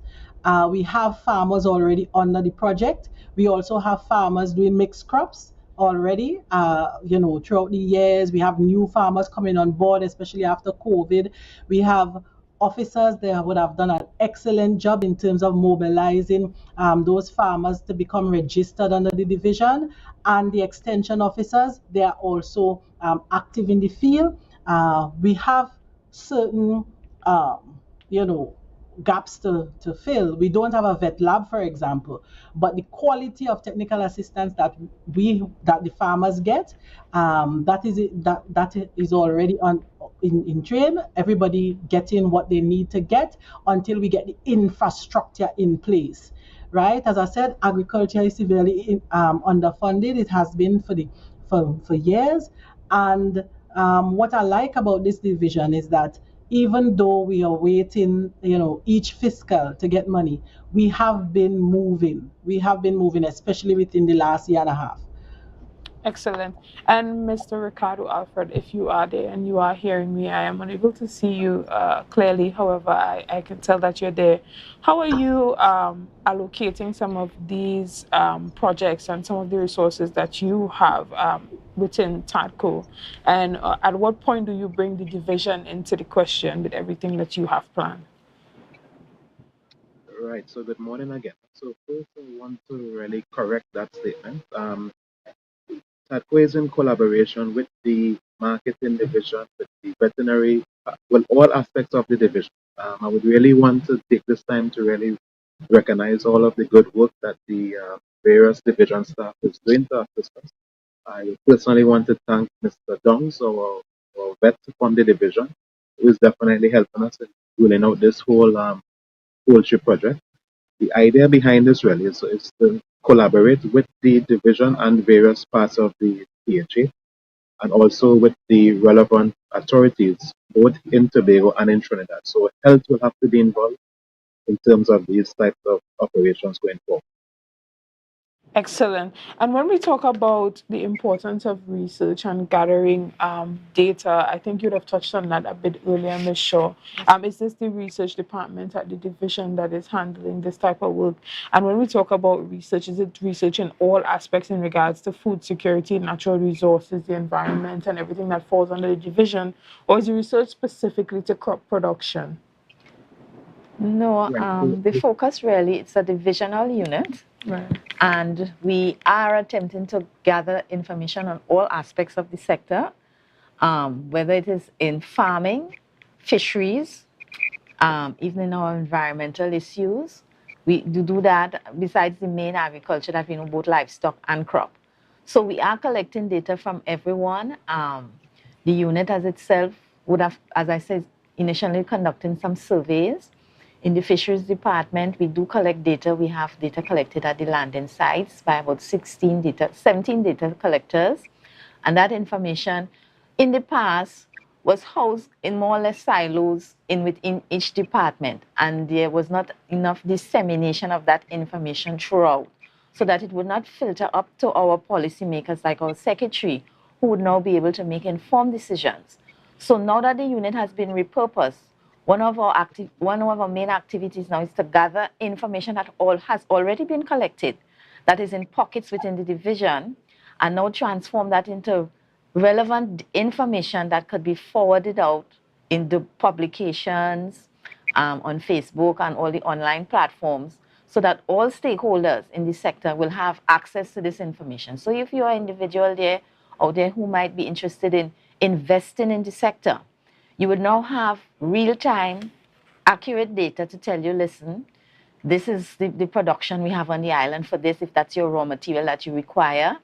These may be the markets that are available now, especially as we finish the consumption survey and we have an idea of the volumes that we consume on the island, especially like for the poultry project. They have an estimation at about 250 birds per month. But once we roll out the survey and we hit all the establishments or food-related establishments, now we could do it with that accuracy. Listen, during the months of this year, we do this volume of consumption. This period of the year, we do this volume of consumption. So we take that back now to farmers now, who could now do their crop cycling to say, well, no, I will put down this crop in anticipation that consumption would increase at this point in time. So that is how we want to integrate the data, have the forward and backward linkages within the sector, so we start to make informed decisions. Excellent. And my question to you is, how long has your research unit under the division been in existence, and what type of policies have been created through the data that has been collected over the years by that department? Well, the emergence of that information unit really started within a department, the marketing department, way back in the 90s. They were collecting data. There was an initial consumption survey that was done way back in the 90s that really brought a lot of data forward for the policymakers to make decisions back then. Subsequently, because it was housed in a department within a division, the focus was a bit narrow. So it was thought that we should bring it out at a divisional level and expand the focus of the unit to capture data in all the different sectors that we cover. So out of that, we would have been able to determine issues like market issues that would have propped up. We would have worked closely with the hospitality sector in pulling data forward. So we had an understanding of the cycle of the hospitality sector during the high and low peak seasons. What are what are some of the things that are captured on the menus? And that was fed back to a certain extent into agriculture to inform their farmers, listen, at this point in time, we can plant this and we may be able to capture a market of X or Y. Excellent. Thank you so much. And Mr. Alfred, Ricardo Alfred, a lot was spoken about the capital of paradise last week in the budget presentation. So tell us a bit about some of the plans moving forward. We heard about some of the achievements over the past year. Tell us about some of the plans for that moving forward. Right, so as you would know, the capital of paradise is back into operation. The vessel would have came back about 8 days ago from a trip. We did pretty well actually. We were able to export about 71 tuna and a bycatch that came to Tobago of just under 1,100 pounds would have come to Tobago to be sold for the persons who are interested. The aim of the capital of paradise really is to encourage fishermen to not just understand fishing, but to create a sector. So you have to get them trained and get them away from the pirogue fishing. The long line vessel is a vessel that is used to go out to sea for a longer period, catch a certain catch, and then be able to build an industry. We have to encourage more persons to go into this direction. We have been engaged by a few private people to have TATCO manage their asset for them. So we're just working out some negotiations there in terms of what the owner would receive and that type of thing. But I believe that TATCO is now poised definitely to manage some of the assets of the private persons who may have a bit more funding to do this type of operation. So so far we are doing pretty good. The aim of this really is to promote what the fishing sector needs to really make it sustainable.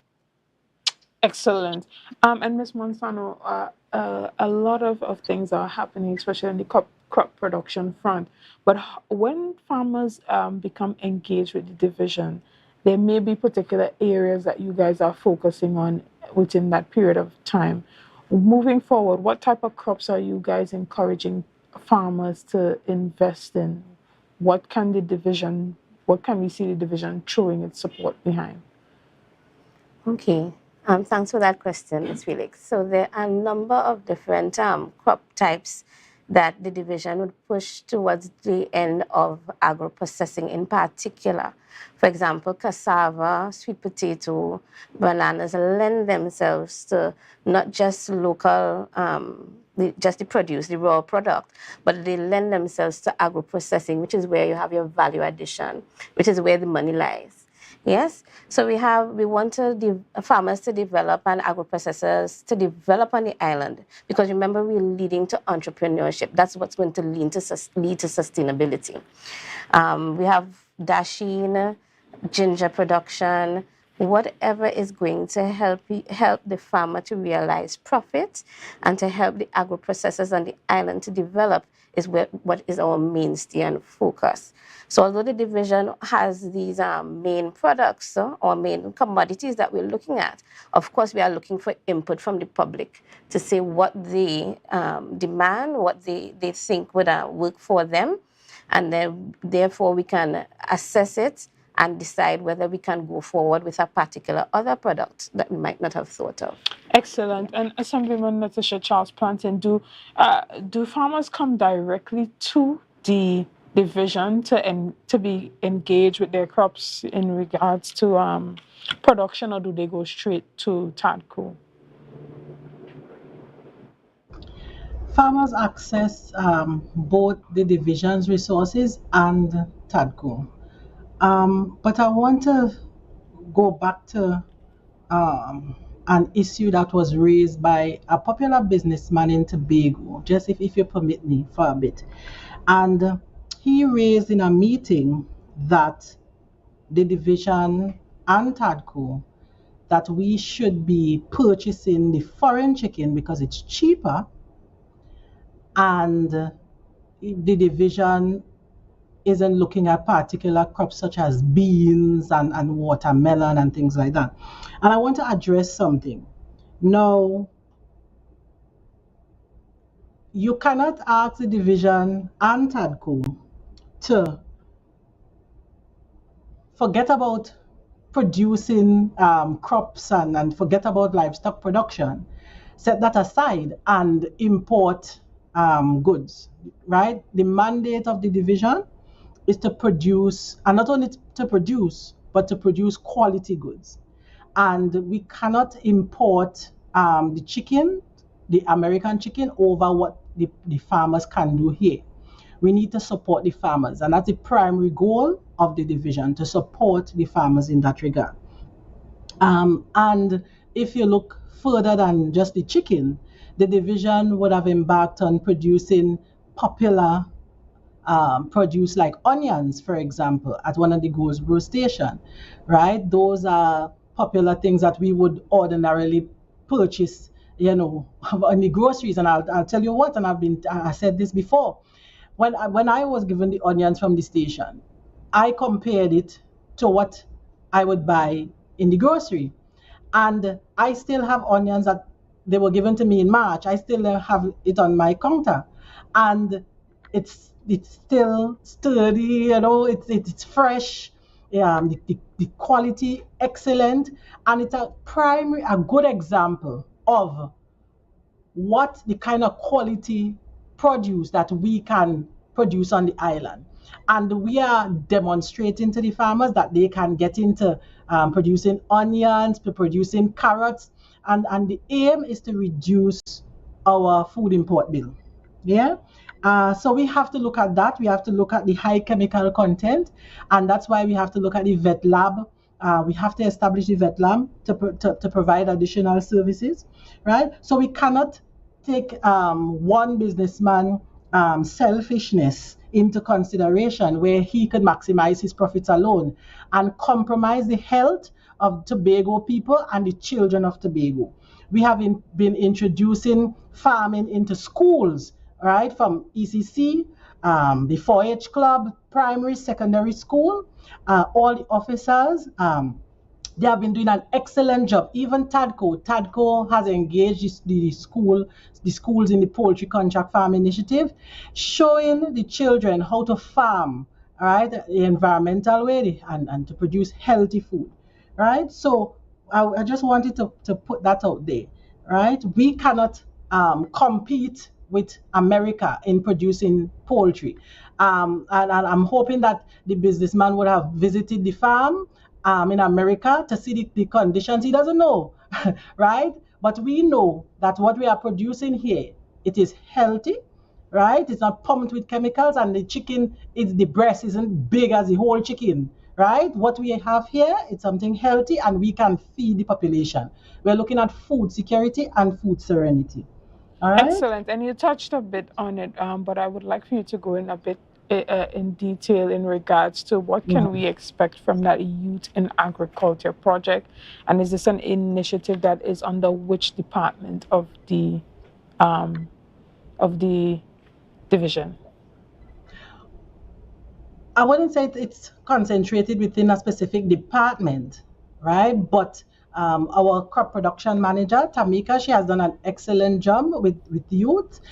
Even in World Food Day, she always creates an opportunity for the youth. Her proposals are excellent in that regard. TADCO, they have been embracing youths as well in some of the projects that they have rolled out, right? So we have been engaging the youth across the entire division, embracing them in the best way we can to ensure that we pass on the knowledge that we have at the division, and I am extremely proud of the division in that regard. So I could ask Tamika to expound a bit, and Mr. Alfred can also explain what he has done.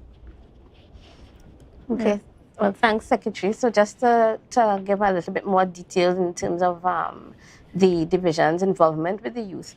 Normally, we have a 4-H unit and we also have a home gardening unit, and they are actively engaged with our young people. Just in June, we had 300 students being inducted into the 4-H program, and therefore that is already a fertile ground in which to promote agriculture and agricultural-based technology and products. I would have spoken about the photovoltaic systems that we'd be giving out to certain schools having low energy supplies. Yes, throughout through an aspect of the division. Through the home gardening program, we have done some training with the brownie clubs, youth groups, assisting youth hostels, probation hostels, that kind of thing, all towards promoting the different production practices in agriculture, showing youth the opportunity that they have in agriculture, exposing them to new technology. For example, through the home gardening program, we would have distributed smart watering systems as a form of introducing hydroponics to the young people, to our school-age children, down from the ECC level, the primary level, and the secondary level, all with the aim of showing that there is no excuse not to do agriculture. If you have if you have land issues, or you have limited access to land, these smart systems are a way forward in terms of increasing your production. We have vertical farming that farmers can use to maximize the space instead of going straight across, all of these things are being introduced through the 4-H and home gardening program, as well as of course, through the extension part of it. Well, I will leave Mr. Alfred to talk about the livestock section in contribution in terms of the poultry production aspect. Mr. Alfred. So, I would just touch a little on what we are doing with the youths. The youths are the future, and through the 4-H, we would have embraced them in terms of like a big brother, if you want to call it that, in terms of assisting them in achieving the different goals of agriculture.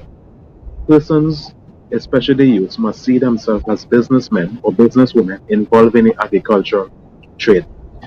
They no longer can see themselves just as farmers. They are more than farmers, and it's about teaching them business, teaching them the importance of agriculture, and also understanding what can be grown here locally. As relates to the livestock, we would have partnered with the marketing division in terms of teaching persons how to slaughter goats and sheep for themselves in a clean environment. We would have had the assistance of the veterinary department through Dr. Downs. He would have showed the guys on them how to inspect, what to look for before knowing an animal is ready to slaughter. So the livestock has been done at a very overview in terms of looking down from a drone's view and looking down at the project and what we can do to really go forward. Yes, everything will relate on funding. However, we will do as much as we can do with the resources that we have. But the aim in mind really is to promote agriculture and to promote it from a youth level.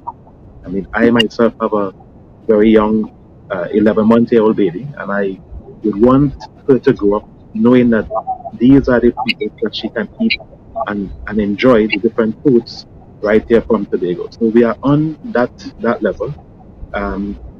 Very soon we're going to be enter into another arrangement where Tobago will be able to access the national public and the national level or regional level as relates to the food security. So very soon we're going to speak about these type of arrangement where Tobago would now be once again known for something made in Tobago. So we have a lot on the horizon. Yes, funding is an issue. Yes, we have our challenges from every department in the division and in Tobago. But I would give the public the assurance that we are going to be working through all of these issues and to don't be distracted. Excellent. And guys, we're going to take a quick break here and we'll be right back right after this break. See you soon.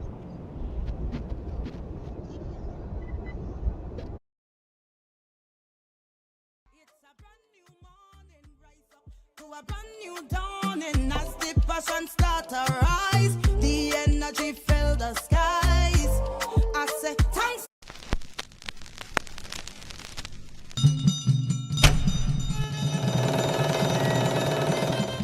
Come one, come all. It's time to join in the Tobago Heritage Festival 2023.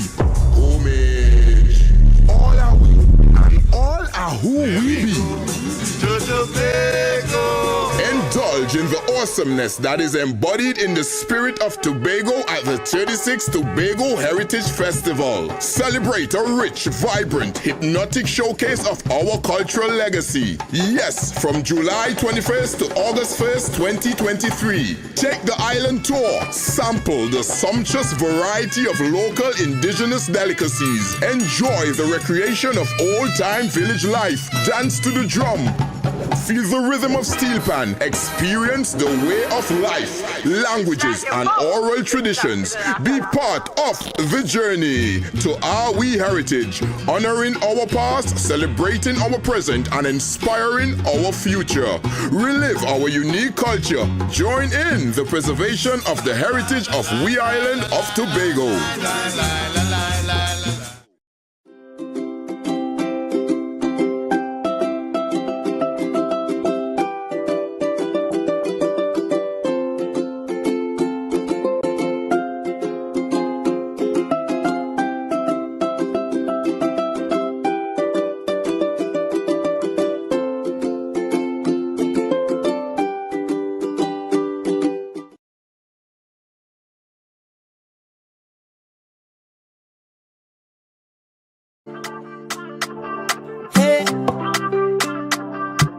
Tobago updates.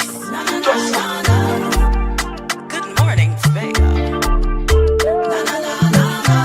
Wake up with Candace and Denise. Welcome back to Good Morning Tobago, guys. And as we wrap up this morning's a conversation in studio with me, Tamika Seals Manzano, as well as Miss Karen Shaw.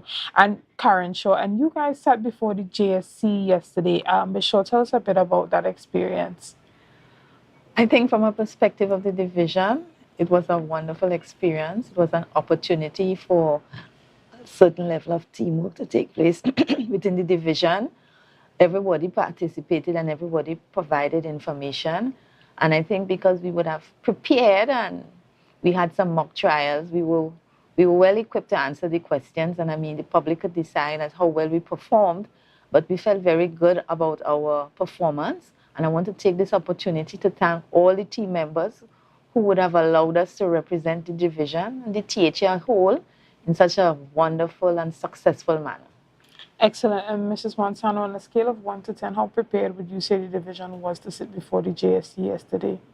I think we were 11 out of 10 prepared. Excellent. Yeah, the division staff we normally are very hard workers. Particularly, well, in some areas, I would like to mention home gardening, plant protection, and the plant tissue culture lab in particular, because we are always prepared and ready to serve the farmers.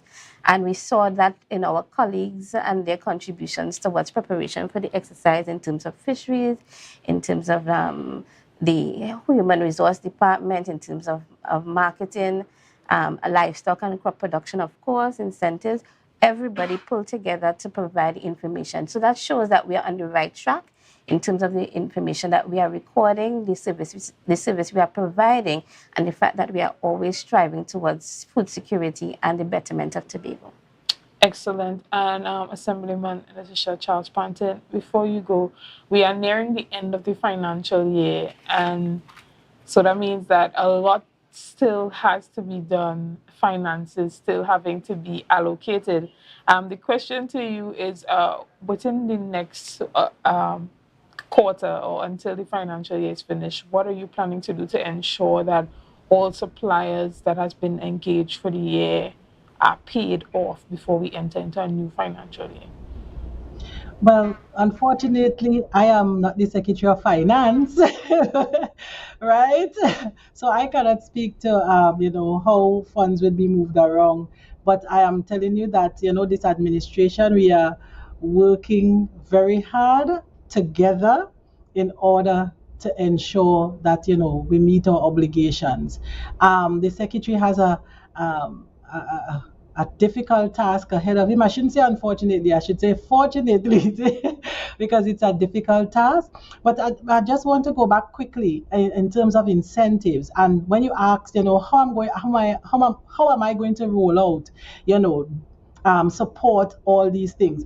And I remember last year, the Chief Secretary and a team, and I was part of that team, we did liaise with central government in terms of some of the incentives, the allocations that remain in Trinidad, but they try to roll it out from Trinidad, right? There's an agricultural incentives program rolled out. I think it's under NAMDEFCO, I believe. And we would have made efforts to bring that allocation here so that our technical officers could get involved in determining, who are the farmers, and we'll have that one-on-one with the farmers coming in and all of that. But that process still involves Trinidad coming up here and assessing our stakeholders. And that request for the allocation, I believe if that allocation could be done from Tobago, it would better serve the farmers here in Tobago, right? So those are some of the challenges. We want to be able to better coordinate what we have on the island from the island and not have to always rely on central government to assess our farmers here, right? So, but I want to encourage farmers to tap into the incentives, and because this is a way to support all the initiatives, all the projects that we are rolling out. I want to thank all the members on the GSC, those that supported the entire preparation before going forward to the GSC, moving onward to the GSC. The report was on point. The division staff, they continue to work hard. We all continue to work hard. TADCO, congratulations to the board and the staff that have been engaged and working hard so far, diligently. And thank you, Ms. Felix, for having us on this morning. And thank you so much. And it was our pleasure having you here this morning, guys. And that's the end of our conversation this morning with the Division of Food Security, Natural Resources, the Environment, and Sustainable Development. Thank you so much for joining us here this morning on GMT, here on Tobago Updates. Remember, we are now on Amplia, and you can catch us live on Facebook or on YouTube. So guys, thank you so much for joining us this morning. Thank you for liking, sharing, and commenting and engaging. Guys, again, thank you for making us the #1 broadcast station here on the island of Tobago. Enjoy the rest of your day. Thank you. Tobago updates. Good morning, Tobago. Wake up with Candace and Denise. Let's go, go. It's a brand new morning. Rise up to a brand new dawning as the passion start to rise. The energy fill the skies. I say thanks a favor to wake up and hear me neighbor. 60,000 people strong.